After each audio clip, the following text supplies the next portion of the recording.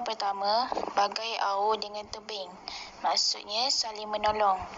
Contoh ayat, penduduk kampung ini mengamalkan sikap tolong-menolong bagai au dengan tebing. Yang kedua, seperti kacang lupakan kulit. Bermaksud, tidak mengenang budi atau jasa. Contoh ayatnya ialah, kita janganlah menjadi seperti kacang melupakan kulit, umpamanya melawan ibu bapa atau guru kerana mereka banyak berjasa kepada kita. Peribahasa yang ketiga ialah, jika tidak dipecahkan ruyung, manakan dapat sagunya. Yang bermaksud, cita-cita tidak akan tercapai jika tidak bersusah payah dahulu. Contoh ayat, kita haruslah berusaha untuk mencapai impian kita kerana jika tidak dipecahkan ruyung, manakan dapat sagunya. Peribahasa yang keempat ialah, bulat air kerana pembetung, bulat kata kerana muafakat. Yang bermaksud, keputusan sebulat suara atau bekerjasama. Contoh ayatnya ialah, penduduk kampung itu mengutamakan perbincangan atau pemuafakatan dalam pelbagai perkara kerana bulat air kerana pembetung, bulat kata kerana muafakat.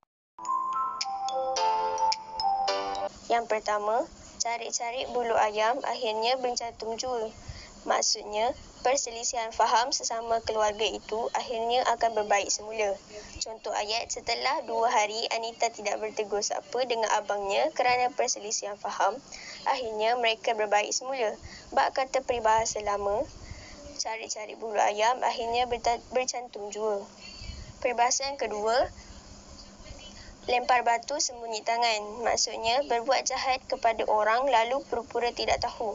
Contoh ayat, sikapnya lempar batu sembunyi tangan itu amat dikesali oleh rakan-rakan kerana tidak mengaku perbuatan yang menimbulkan kegelisahan dalam kalangan pelajar.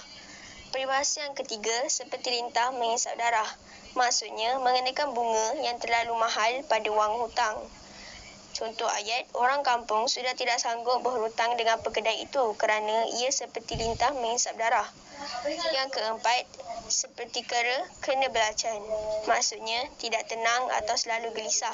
Contoh ayat, David dan Ah Chong diberi amaran oleh ketua darjah kerana tidak mahu duduk diam serta membuat bising sewaktu guru tiada di dalam kelas. Sikap mereka itu samalah seperti kera kena belacan.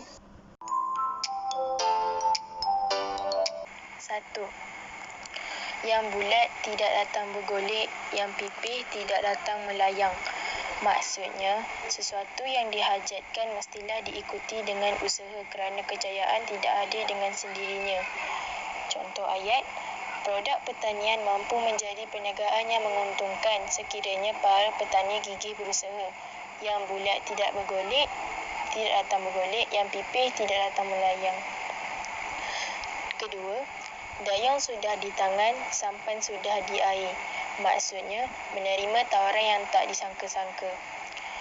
Contoh ayat, Syam bagai dayung sudah di tangan, sampan sudah di air apabila menerima surat tawaran daripada syarikat AirAsia untuk menjadi juruterbang.